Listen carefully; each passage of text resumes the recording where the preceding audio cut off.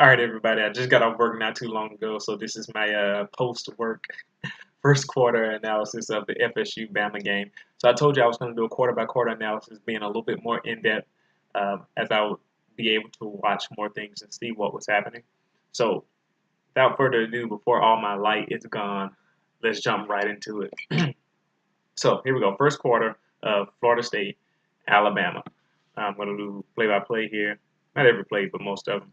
So one of the things that I noticed immediately is that Alabama started out with, when they got the defense got on the field, it's a nickel defense. So I saw a lot of the nickel package, and that was really interesting. But also Isaiah Buggs and Josh Frazier were alternating a good bit early on in the game. So Isaiah Buggs actually played a lot more than I thought he would. I thought Josh Frazier would get a lot more snaps, but Buggs actually got quite a few of them, and he showed that athleticism that made him a highly coveted recruit. So first of all, Alabama receives the ball first. So Trayvon Diggs and Henry Ruggs III were on kickoff return. They were the ones who set the return. But it was a fair catch, fair enough. Start the ball. First play, we were in a pistol formation, two wide receivers, two tight ends. Irv Smith was in at H-back. The Florida State defensive line from right to left, from right end to left end was Josh Sweat, Derek Nottie, well, actually it was DeMarcus Christmas, then Derek Nottie, and then Brian Burns. Pittsburgher, what happened here? I don't know what I wrote right here, uh, but I believe Pittsburgher. Pittsburgher gets a cut on DeMarcus Christmas. So it was a cut block. So this is the first play of the game. We did cut block on DeMarcus Christmas to get him out of the play. Then Bozeman and Lester Cotton double team on Derek Nottie and actually get him pretty good. Hint gets blocks Burns, so a tight end here. Hint is our inline blocker, blocks Burns. You know, Burns is smaller, so I suspected they thought we could get good blocks on him on the edge. Womack gets to the second level, but Matthew Thomas almost breaks through that block there. He's a very, very, very impressive guy. He was fierce out there in the field. Um, the hole is open on the right side, though, so that's exactly where we're going, toward the Brian Burns side, because he's smaller than Sweat. And Damian Harris breaks through Derek Nottie's tackle, actually, and there's no one behind that because FSU brought everyone to the line of scrimmage almost immediately. When they saw that it was a run play, they all ran to the line of scrimmage. So if he was able to break through that initial line, then of course he will be able to get a good game, and therefore he did so, and that was the first play of the game, the long run by Damian Harris. That's how it developed. That's how it worked out. 14 minutes, 40 seconds. This is the second play of the first quarter. 3 wide receiver set, 1 tight end. So they're already showing a multiple formation. So Brian Daboll is starting to mix it around a little bit. The tackles cut the end. So we're doing a cut block on the ends. Alabama definitely has a lot of respect for these guys. The cut blocks are already coming. The interior actually blocked well. The Alabama interior offensive line blocked well on this play, giving Jalen Hurts time to throw. And this is the play where Hurts overthrew Ridley, and I give that quotation marks because I already detailed this in my initial analysis.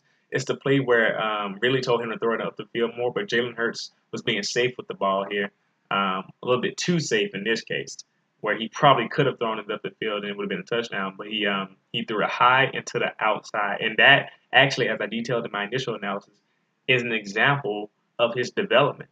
Last year, that ball, he probably wouldn't have thrown that ball, or if he had, he would have chucked it as far as possible up the field instead of actually trying to get placement on the ball. So he actually had good placement on this ball, but he was just a little bit too safe. And he could have thrown Ridley up the field and could have got a touchdown because Ridley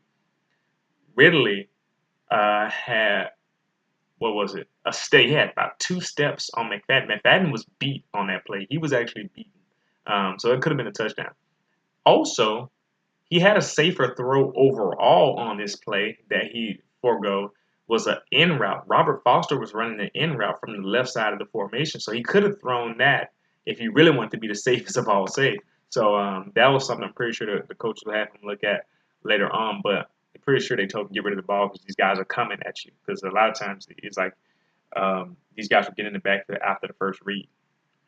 But this is the beginning of the game, though. So the next play was a 4 wide receiver set. So 3 plays, 3 different formations for Alabama. Jerry Jeudy is in on the slot on the right side. At least I believe that's Jeudy.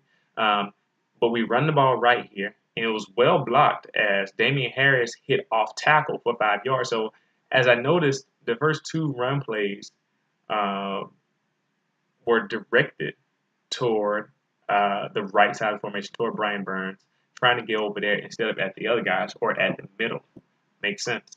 14 minutes, 4 seconds. Three wide receivers here. Hale Hinkins is in the slot.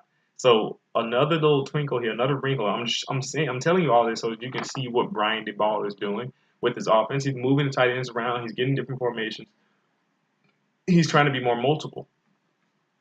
And so it's a shotgun formation here. FSU tried to stunt with their defensive tackles, not in Christmas. It didn't work though, as as the interior worked really well there. But the tackles, the Alabama tackles, Womack and Williams, were able to keep the rushers wide. So Sweat and Burns were pushed wide if they tried to rush up the field. This created a pocket that Jalen Hurts was able to step up into.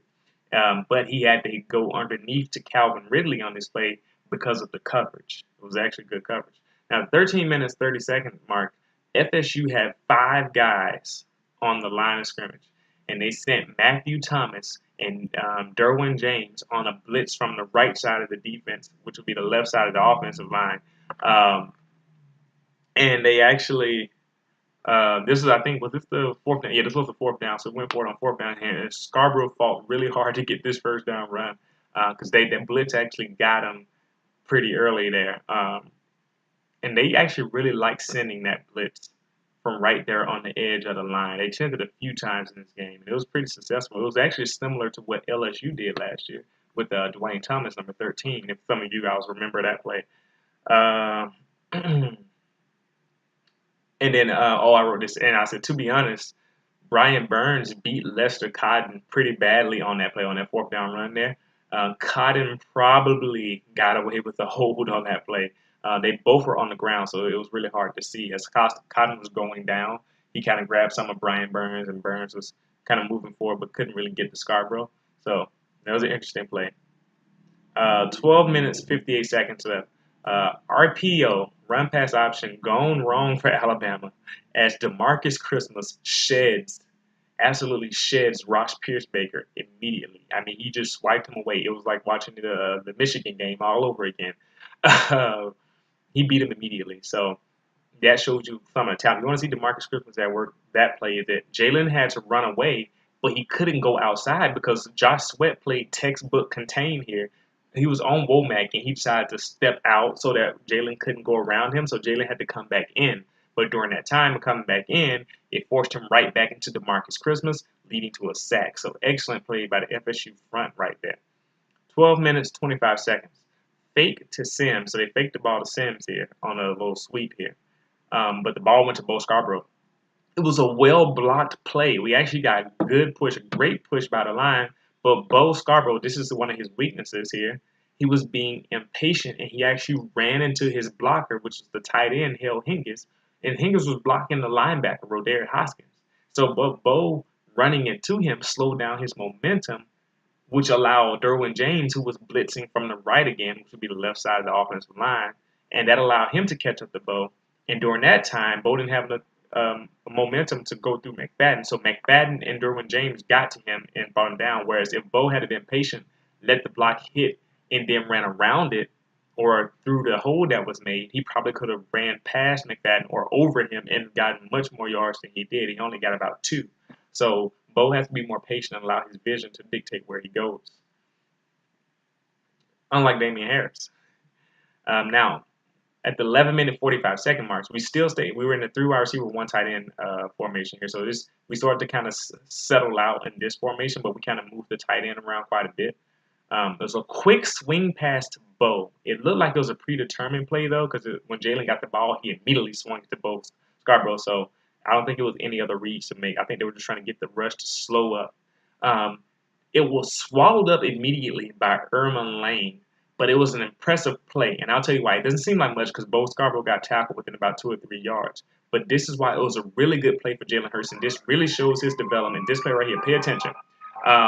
Because of how Hurts threw the ball. It's because of how he threw the ball. And there's that siren again. But Jalen Hurts led Scarborough up the field. So when you throw a swing pass to a running back, you want to throw the ball in front of him so that he can keep running up so he catches the ball and continue running. Last year, this ball would have been behind Bo. He would have had to spin around and catch the ball, then spin back around to run up the field. I remember a play like this to a wide receiver, actually. It may have been to Calvin Ridley last year or Darius Stewart, where the receiver had to catch the ball behind him and then run.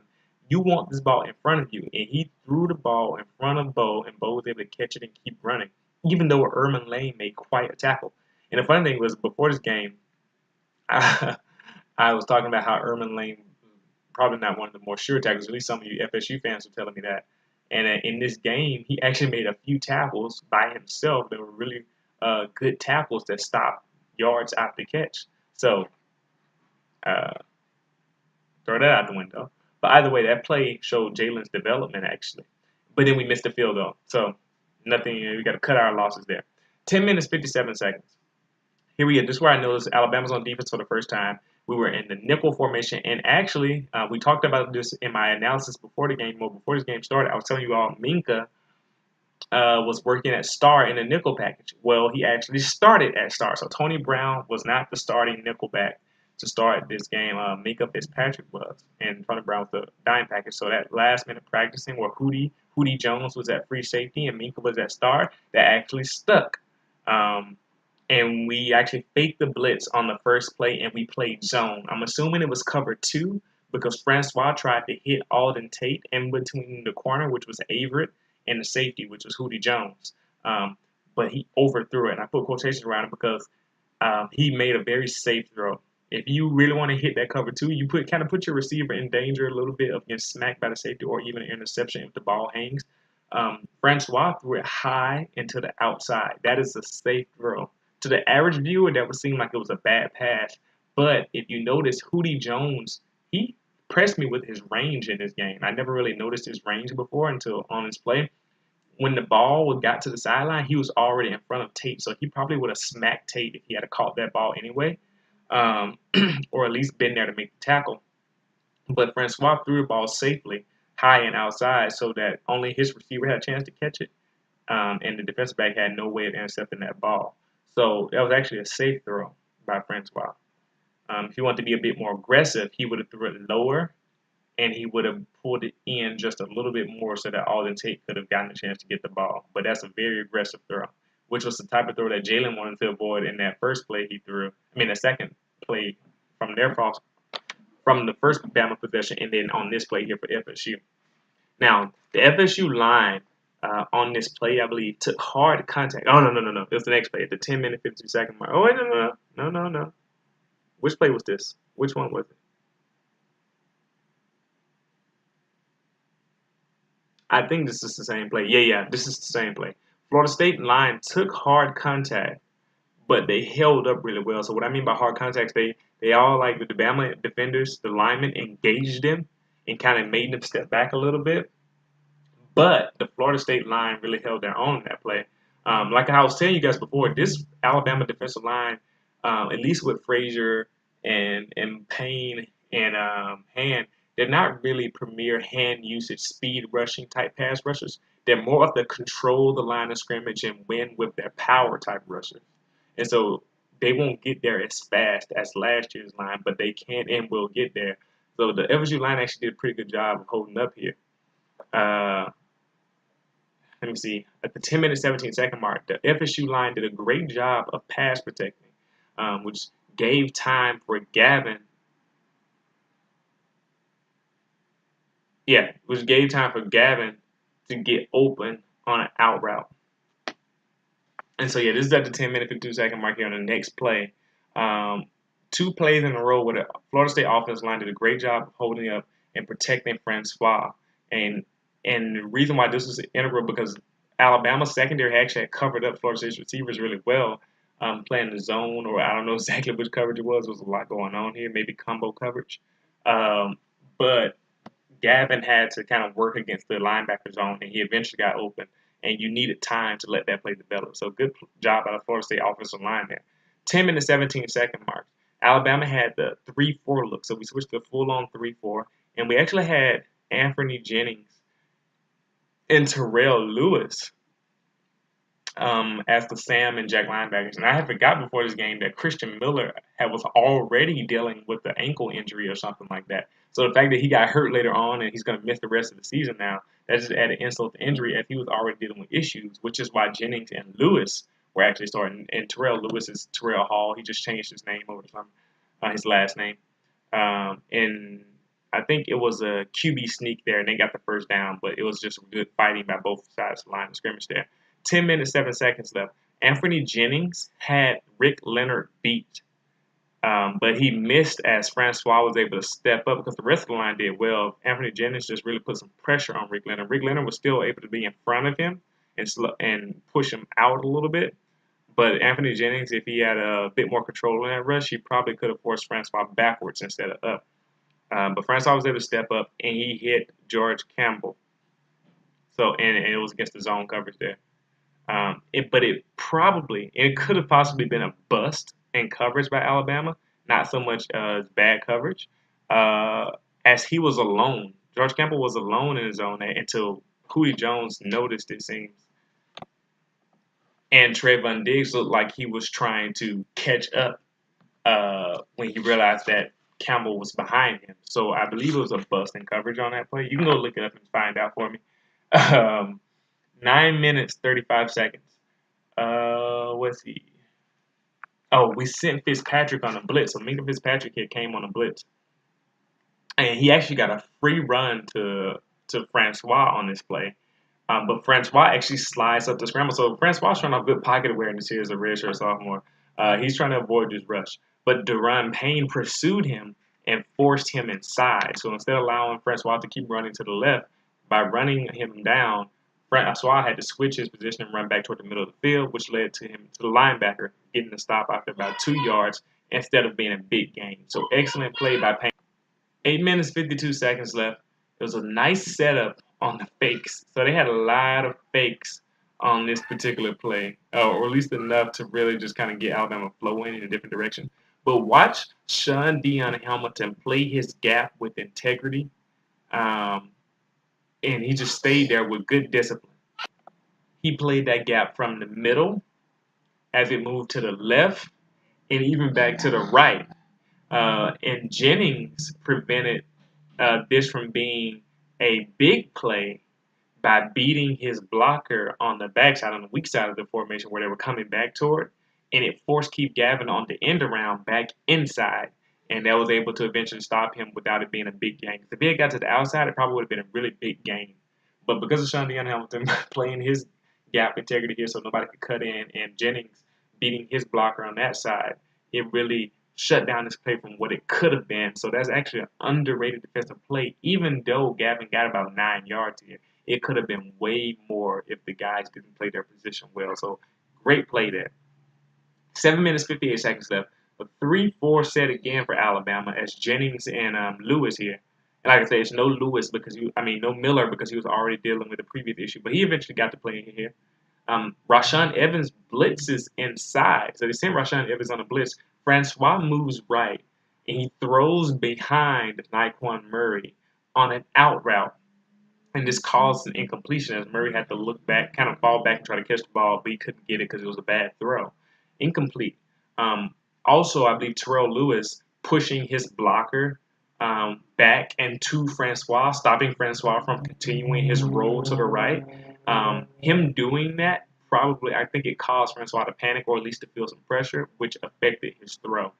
I believe that really helped. Now, on the next play, watch Rashaan Evans off the left side of the defense here take on Ryan Izzo and push him. Rashaan Evans takes on the tight end here and pushes him to the backfield to contain Francois. He contained him. And also at the same time, Deron Payne was manhandling. Go look at this play. Alec Eberle, he was just kind of pushing him back. Eberle was kind of stepping back a little bit. He was the furthest back of the offensive lineman. And then as that was happening, as Francois wasn't able to get to the edge or keep rolling, he ended up missing his guy who was wide open. But because of that, Sean Dion Hamilton flew in because it was a nice hole opening up in between the gaps where the defensive linemen were winning the battle. He flew in like a missile to get the sack. Like I already detailed this play in initial analysis, but I had to talk about it again. Um, but I say it may have been another bust in the coverage because the wide receiver was wide open after he got past the linebackers, and I believe this actually may have been Ronnie Harrison's fault, as I think he ran up to play something uh, as the play was developing, and the wide receiver ran right past him. So I believe that was Ronnie Harrison's fault actually. Uh, so luckily they turned that around. That didn't happen much more after this. Uh, but yeah, either way, he just never turned around. Also, one of the reasons why the receiver didn't get the ball here, and I think Francois may have saw him, was just that the receiver didn't turn around to call for the ball. The receiver just kept running. I don't know if the receiver was supposed to be like faking his route or was he not expecting the ball. But if he had turned around, Francois probably could have threw the ball to him. But you know, but Hootie was back there, so at the worst, it could have been a touchdown, but Hootie Jones was there, and I believe in his ability to tackle. So he probably would have stopped him, but still, that could have been a big play because that was on fourth down, and Florida State had to turn the ball over there. So Alabama's getting the ball back. So Bama's ball, and we designed a run to pull to the left. Damian Harris saw the hole where Cotton vacated because Cotton was the pulling guard from the right side to the left. So he thought to go there. He saw it with his vision. So this is where vision can hurt you. Um, but Derek Noddy was moving there. He was kind of pushing Pitchbacher toward that spot. Um, and that caused Damien Harris to realize, oh, wait, I need to bounce back left. But by that time, he should have already been running left because it was too late. Florida State's too fast for that. But he fought past Erman Lane anyway as he got to the outside. And he got basically about a yard past the line of scrimmage. So good job of fighting by him. So a good example of his toughness and ability to create. 7 minutes, 30 seconds left. It was well blocked for the pass protection at Alabama. But they sent Derwin James off the edge again. Um, and it wasn't picked up. I don't know why we didn't keep picking up this play. I guess they expected Hurts to just kind of read and make Derwin James miss whoever blitzing. So maybe that was the plan, but it just was never picked up throughout this game. But because of this, because it was a free run at Hurts, he almost picked off the swing pass. Derwin James is smart. He actually was going to go for the sack of Jalen Hurts, but he stopped when he realized it was a swing pass. It looks like another predetermined swing pass. And he jumped up to get it, but Hurts actually wrestled the ball from him as Derwin James knocked the ball loose. Hurts grabbed it again and pulled it away and scrambled. So it was actually a really, really weird play to watch, but it was fun at the same time. Hurts takes it, and Damian Harris, who came back instead of catching the swing, he delivers a nice block because Matthew Thomas came running up to try to tackle Hurts, and Damian Harris gave him that nice crackback block there to put him on his butt. So if you didn't see that, go look at it. It was pretty cool. 7 minutes, 5 seconds. Great pass protection. So Alabama did have some pass protection here. You know, I talked about how Florida State did a good job here, but Alabama's line didn't completely lose. we had some wins. Um, and actually, they did pretty solid, especially as the game wore on. John Williams makes Josh Sweat go wide. So John Williams was blocking in, getting Sweat to go wide, which is what you want to do with speed rushers, send him up the field. And Harris picks up Derwin James on the blitz. So good job by Damian Harris as a good run blocking back here. Hurts has a pocket because of this. He's able to step into it. He waits. He works his way from right to left, from the right side of the field to the left, and he hits Calvin Ridley. This is a great example of all those people who saying Jalen Hurts did not develop, that Jalen Hurts looks the same, did not watch this play in depth. You have to go look at this play. This guy waited in the pocket, wasn't jittery, but had his feet set, looked from the right to the left, found Ridley after Ridley ran a really great route, by the way. Really great route. Put number 23, who I believe was the freshman, Nasseruddin, but maybe not. Whoever it was number 23. And he put a nice route on him, and Jalen found him and hit him. Good job, Jalen. Good job on your development. Also on this play, Robert Foster was wide open on the end route. So it seems like Alabama really likes combinations of Ridley going deeper and Foster underneath. And it seems to be working. So I'm looking to see Jalen hit that or take that opportunity at some point. Robert Foster, I'm assuming, is a monster after the catch. And he was coming from the right side of the formation this time. So first time was an end from from left side when Calvin Ridley went deeper. This time it was Foster coming from the right side on the end when Calvin Ridley running a deeper dig post, whatever you want to call it. Well, not really post, more like curl ish or deep out, whatever type of route it was. It was pretty cool. Now, on the next play, it was a run left, but it was impeded because Josh Sweat and Jacob Pugh, they just bumped the left side of our line. The left side of our line was just kind of went back. They didn't get like knocked down, but they were pushed back to where it affected the run play, and they really couldn't let the play develop. And we lost. We just lost a power battle to that. Yeah, Jacob Pugh and Josh Sweat did a good job. At the 6 minute 30 seconds mark, really nice pass protection. So we, like I said, we got some good battles in. It was just a good battle all day between these lines. These lines really fought. But it was really nice pass protection here for Alabama. As Sweat falls, trying to make, he's kind of slipped a little bit, trying to make a move, trying to make a pass rush move on Jonah Williams, and this left a big hole. And Hurts saw that, and so he just has to take off and scramble. And it was a good decision because he had grass in front of him, and he juked Tavares McFadden out of his shoes. Everybody talked about it on Twitter, and we talked about it when we were watching the game. I was like, dang, Tavares McFadden, that was embarrassing. But he juked him out of his shoes and got a first down. It was impressive. I was like, Jalen Hurts is looking like a running back out here. Now, at the 6 minute 5 second mark, Irv Smith in at H-back again at tight end, so we switched back to more of that double tight end formation. Roderick Hoskins, though, meets Bo Scarborough in the hole on the right side. So once again, we got a hole open on a run play on the right side of the Florida State defensive line where Brian Burns usually is. And that would have been the spot where Bo Scarborough could have kept going. And maybe if it was a lesser linebacker, he probably would have ran him over and gotten a lot more yards. But Roderick Hoskins put a hit on Bo, and Bo didn't go anywhere. I mean, Bo didn't like go flying, but he definitely didn't make the impact on this tackle. He was impacted on this tackle. So the 5 minute 30 second mark after about a yard gain, 5 minute 30 seconds. The pass protection was good for everyone except Matt Womack. The right tackle. Remember I said he's a little slow. Burns went right by him. I mean, just right by him. He's showing off his speed and athleticism. Went right by him. But he got some help because Bo Scarborough was in to pass protect. So they let Bo stay in to check as a running back block. And he picked up Burns. It's weird that the running back was able to pick up the defensive lineman better than the tackle was. But either way, his protection actually allowed there to be no pressure on Hurts. So everybody else did a great job here. The interior, Jonah Williams on the left side on Sweat. It was great protection. Hurts throws to Ridley on the left sideline. And the ball was high and outside on purpose. Jalen Hurts really learned how to make safe yet possible throws. Last year, it would have been like aggressive and maybe not smart throws sometimes, or maybe just like completely out there.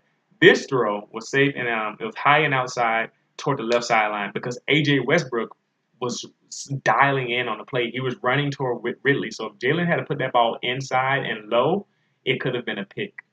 It could have been a pick return for a touchdown. So it was actually a very smart throw by Jalen Hurts. As a matter of fact, Ridley still had a chance to come down with it if he caught the ball and his feet landed out of bounds. But if Westbrook hadn't got there, Ridley probably could have gotten his feet just in bounds. So good throw by Jalen. I realize that is an example of development. You guys don't know your quarterback if you don't think that was an example of development. Now, unfortunately, on the next play, oh man, this could have been a touchdown. This could have been a touchdown. 5 minutes, 20 seconds. 5 minutes, 20 seconds. It was a darn low snap. Bradley Bozeman snapped the ball low here. I don't know why. He usually doesn't. It was a well-designed play. It was a really well-designed play. I think we learned something from Clemson on this play. It's a little bit of a rub here. Not really, though. It was just the way the route worked out, the way the route combination worked out. And we are fortunate that Florida State was playing man defense, and I think we were looking for this as Calvin Ridley ran a bit of a drag route here. Drag route is when you just come off the line of scrimmage about 1 or 2 yards and you just drag across the formation. Calvin Ridley ran that route while Bo Scarborough ran a wheel route from that shotgun formation. So he kind of started next to Jalen Hurts. Jalen Hurts is here. Bo Scarborough's here. He ran one of these like that, while Calvin Ridley over here ran one of these. But Matthew Thomas was here playing man to coverage on Bo Scarborough, so he had to go like this. So you get where I'm going with this. Calvin really running like this. Matthew Thomas having to go to Bo Scarborough like this, meaning that really now has impeded Matthew Thomas. So Matthew Thomas had to wait or kind of go around, but he's had to go under. Mistake. Because now Bo Scarborough is running like this. Normally, that's a touchdown. It would have been perfect, but remember, I said the ball was snapped low. It's a touchdown if Jalen Hurts could have saw it, but because it was low, Jalen Hurts turned around, scooped up the ball, running. So now he's thinking, okay, I can maybe still pass the ball. I saw his eyes go up. I actually saw his eyes go up. Problem was that the pressure was there now, and he figured, I got to get out of here because they're coming. So he just decided to scramble. He couldn't really go anywhere. He got back to the line of scrimmage, got tackled by Derwin James. Ah. But that shows you the type of play calling that Dable can do, and that we learned. And I'm really excited about the offensive play calling. People who weren't watching as well probably didn't think that we looked different on offense, but we did. Stuff like that gets me excited. Now, we barely get the field goal here. So Pappanastas actually makes the field goal here, so we barely get a field goal. On the ensuing kickoff, Daniel Wright lays the wood on Keith Gavin. Keith Gavin had a rough day, so he got smacked on this kickoff return. Later on, Dylan Moses pokes the ball out from him and gets the fumble recovery. It was a rough day. It was a rough day for Keith Gavin, but he got smacked on this play.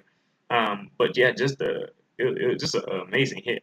Now, the 4-minute, 26-second mark, Florida State had 4 wide receivers, and now they're back on the ball. 4 wide receivers and 1 tight end. So they went 4 wide receivers. I'm like, whoa, you guys are bold. But they screened to the wide receiver, which Diggs was covering. So it was on the right side of the formation. But watch Trayvon Diggs during this play. If you go back and watch this, watch Trayvon Diggs on this play. He avoids the center who's trying to block him, and he comes back and he actually makes the tackle on his receiver who caught the screen. Great play by Diggs. Great play to not give up, and a good job of coming back and stopping your receiver from getting up the field, because he started out playing more coverage, heading back up the field. So when he saw it was a screen, he came back to the play. So I give Diggs some props when he deserves it. Also, watch Deshaun Hand absolutely thump. This is the same play. He thumped Rick Leonard. Rick Leonard, he held his own today. He he didn't get outright beat too much, at least not in this first quarter here. But he definitely felt the impact of power and speed rushes in this game. I saw him take some hits here. But he thumped him. He pushed him back. I was like, wow, Deshaun Hand really is strong. But it didn't lead to a sack or anything. So good job, Leonard. 3 minutes, 53 seconds left. It's a 3-4 set again from Alabama against the double tight end I formation. So Florida State's like, we're going to go blitz some big boy football against you guys. We're going to try it. Bama stacks up the line of scrimmage, though, as they couldn't go anywhere. Jennings came up a bit gimpy. So that's the first time I saw Jennings kind of, hurting a little sore. So I was like, oh, this probably started where he got hurt, or at least started, what led to him eventually not being able to play. 3 minutes, 10 seconds left. Keith Holcomb's in at linebacker for some reason. I guess Sean Dion Hamilton went out for a second. Maybe his helmet came off. I don't know. And we were in a dime formation. But it was a timeout call, so we were able to fix that. The ensuing play, Sean Dion back in, of course. Watch Deron Payne dominate Cole Minshew to the outside shoulder. This is after, I guess it was like the 3 minute, 6 second mark after that timeout. But he just dominates him to the outside shoulder of Minshew. So Minshew's like playing right guard. On Minshew's right side, Deron Payne just kind of blows by him. But Minshew's able to get just enough of him not to allow a free pass to the quarterback. But that was pressure. Lineman coming up to Francois. But Francois, to his credit on this play, did not get pressured. He did not feel phased at all, probably because he's been hit so many times it didn't even matter to him over his career. But Harrison lets Izzo, so Ronnie Harrison, who was the second bad play here, but it's okay, Ronnie Harrison. He lets Izzo get inside leverage on him on the route, on the curl route. And so Francois easily pitch and catch. First down to Izzo. So, whatever. 2 minutes, 40 seconds. Florida State moves the pocket right so that, they were kind of moving the pocket. They don't want Alabama to get comfortable with the rush here, as they know Alabama can start rushing. So they kind of moved their pocket right to give Francois even more time. And Alden Tate on this play works the post route. I talked about this in my initial analysis as well. He works the post on Anthony Averett toward the middle of the field. He high points the ball like a good tall receiver does, makes a nice explosive play down the field. So good job, Florida State. Against man-to-man coverage, took the opportunity and came down with it. That's what you can expect from man-to-man coverage. You take your opportunities. Sometimes you win, sometimes you don't. Good job.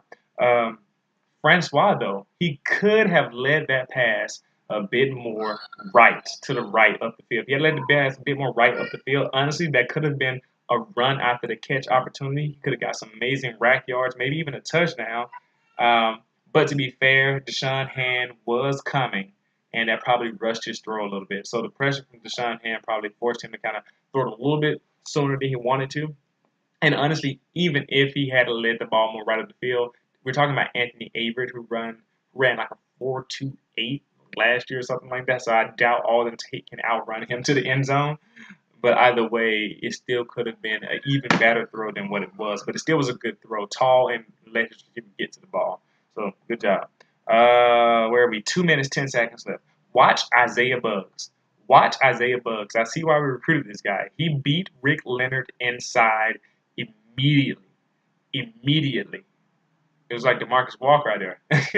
Maybe not that good, but still on an inside run. And he just stuffed the play because they wasn't able to get anywhere because of the inside pressure. Evans on a blitz on the same play, I think. Oh, no. I think this is on the next play. The 1 minute, 37-second mark. Yeah. We sent Rashaan Evans on a blitz. It disrupts Rick Leonard. Rick Leonard saw Evans coming on a blitz, and he just had to block inside for some reason, leaving Deshaun Hand on his side of free pass at Francois. And Deshaun Hand smacked Francois. He smacked Francois. Fortunately for Florida State, Francois got rid of the ball fast because for some reason I did not expect this. I was surprised. Minkah Fitzpatrick let Nooney Murray free on his little a deep curl, a post, or whatever it was. It was about 10, 12 yards. And for some reason, Minkah Fitzpatrick hesitated. And I think he hesitated because he saw uh, the running back go out toward the right, and he probably thought Francois was going to check down with Deshaun Hand barreling down on him. So he thought Francois was going to check down. He seemed like hesitated toward the left, and then when he saw Murray, he went back to the right, but it was too late. And I think that allowed the little space of opportunity for Francois to get him the ball. But Minkah, I was surprised to see him hesitate there.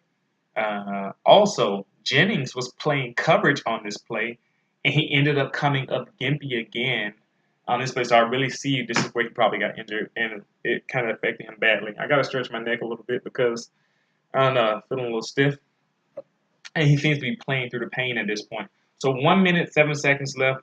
This was my first time seeing Christian Miller the whole game. And it's because Jennings was out. So I doubt Miller was going to play much until Anthony Jennings got hurt. So it was unfortunate that he got hurt again here. So Bama stacks the line of scrimmage as Terrell Lewis gets Josh Patrick in the backfield. So good play. Good play here as we every time Florida State tried to run the ball, Alabama was all over it. All over it. So like I was telling you guys, this Alabama defensive line is not the Jonathan Allen, Dalvin Tomlinson, that type of defensive line pass rushing skills. It's more like we're going to control the line of scrimmage with power type defensive line, at least until you see Raekwon Davis later when he absolutely destroys Cole Mansfield. But we'll get there when we get there. But this line is more about controlling the line of scrimmage rather than beating all your offensive linemen with amazing pass rush moves. That was Jonathan Allen and Tomlinson and all those guys. This is a little different group. Let's see. Where was I? Oh, yeah, 25 seconds left. Sean Dion Hamilton and Ronnie Harrison both on a blitz here. Sean Dion Hamilton timed his burst. So Sean Dion Hamilton decided to come on his blitz late to time up his acceleration here. He waited till his guys kind of pushed the pocket left a little bit, and he took off around his blocker and got to pressure Francois. He gets the hit on Francois, but Francois delivers a really impressive ball to Keith Gavin. So Anthony Averett was playing tight coverage here, man to man, and the ball was high and more toward the sideline. I always say that. You've heard me say that so much in this video already. This is the type of throw you need to make when you want to be safe, but yet give your receiver a chance. and he did that. Only his guy could get this ball. It was smart. Like I said, it was 25 seconds left. In the Michigan game, the last game that Francois played in the Michigan game, that throw that he just made right there, that throw in that game, in the Michigan game, was low and inside. Go back and look at how many times I said that in my analysis of that Florida State versus Michigan game. How many times that little small hitch route was low into the inside. In the game against Alabama, this is why I always tell people, you always get on Alabama's defense about big games or whatnot, and this game is kind of crazy because we still held them to like barely any yards, but quarterbacks play their best when they play Alabama. And that was the best I've seen him throw, the little small hitch or short curl route have out of all the games I've seen him play. That's how you're supposed to throw that ball. And that was the last play of the first quarter. This was a 40-minute video on the first quarter. I'm scared to see what else I pull out. You could have talked about even more. I was focusing more on the line of scrimmage. This is probably what this analysis of these quarters will turn out to be. But thank you for paying attention. Let me know what place interested you the most. Comment it, interact with me. Let me know what you think. I'd love to talk with you about it. See you hopefully tomorrow if I have enough time here. But I'll definitely get all these videos out. I wonder will I be able to do a preview of Fresno State with how long this is taking. So either way, thank you. I'm ready to comment and talk with you guys down at the bottom. See you for the next video.